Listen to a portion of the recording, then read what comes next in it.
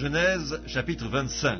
Abraham prit encore une femme nommée Kétura. Elle lui enfanta Zimran, Jokshan, Médan, Madian, Jishbak et Chouach. Jokshan engendra Séba et Dedan. Les fils de Dedan furent les Ashurim, les Létushim et les Léumim. Les fils de Madian furent Epha, Épher, Enoch, Abida et Eldaa. Ce sont là tous les fils de Kétura. Abraham donna tous ses biens à Isaac. Il fit des dons aux fils de ses concubines, et tandis qu'il vivait encore, il les envoya loin de son fils Isaac, du côté de l'Orient, dans le pays d'Orient. Voici les jours des années de la vie d'Abraham. Il vécut 175 ans. Abraham expira et mourut après une vieillesse heureuse, âgé et rassasié de jours, et il fut recueilli auprès de son peuple. Isaac et Ismaël, ses fils, l'enterrèrent dans la caverne de Macpéla, dans le champ d'Ephron, fils de Tsoar, le Hétien, vis-à-vis de Mamré. C'est le champ qu'Abraham avait acquis des fils de Heth. Là furent enterrés Abraham et Sarah, sa femme. Après la mort d'Abraham, Dieu bénit Isaac, son fils. Il habitait près du puits de Lacaï-Roy. Voici la postérité d'Ismaël, fils d'Abraham, qu'Agar, l'Égyptienne, servante de Sarah, avait enfanté à Abraham. Voici les noms des fils d'Ismaël par leurs noms, selon leur génération. Nébajot, premier-né d'Ismaël, Kédar, Adbéel, Mipsam, Mishma, Duma, Massa, Hadad, Théma, Jétur, Naphish et Kedma. Ce sont là les fils d'Ismaël. Ce sont là leurs noms, selon leurs parcs et leurs enclos. Ils furent les 12 chefs de leur peuple. Et voici les années de la vie d'Ismaël, 137 ans. Il expira et mourut, et il fut recueilli auprès de son peuple. Ses fils habitèrent depuis Avila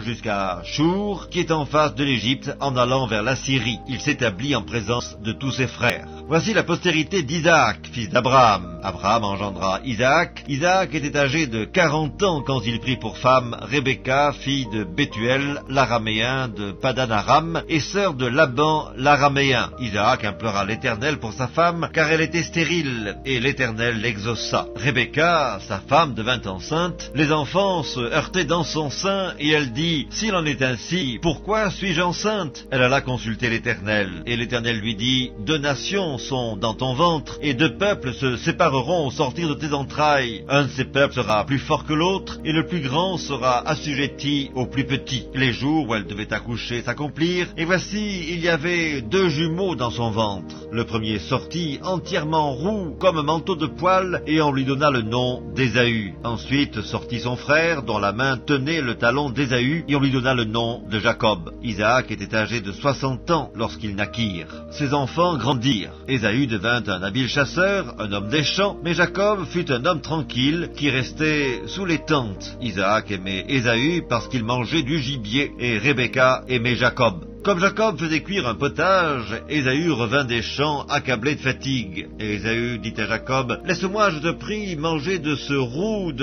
roux-là, car je suis fatigué. » C'est pour cela qu'on a donné à Ésaü le nom d'Édom. Jacob dit, « Vends-moi aujourd'hui ton droit d'aînesse. » Ésaü répondit, « Voici, je m'en vais mourir, à quoi me sert ce droit d'aînesse ?» Et Jacob dit, « Jure-le-moi d'abord. » Il le lui jura, et il vendit son droit d'aînesse à Jacob. Alors Jacob donna à Ésaü du pain et du potage de lentilles. Il mangea et but, puis se leva et s'en alla. C'est ainsi qu'Ésaü méprisa le droit d'aînesse.